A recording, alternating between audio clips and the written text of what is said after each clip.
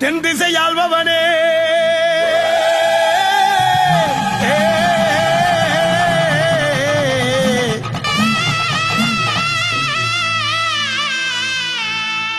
எங்கள் மாளிகை பாறை கருப்பனே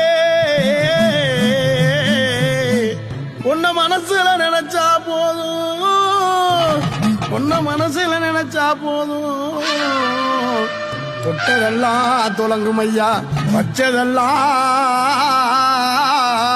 வழங்கும் ஐயா. ஐயா 18ஆம் படி காவலனே, எங்க மாளிகை பாறை கருப்பரே, உனக்கு 21 தெய்வங்களா?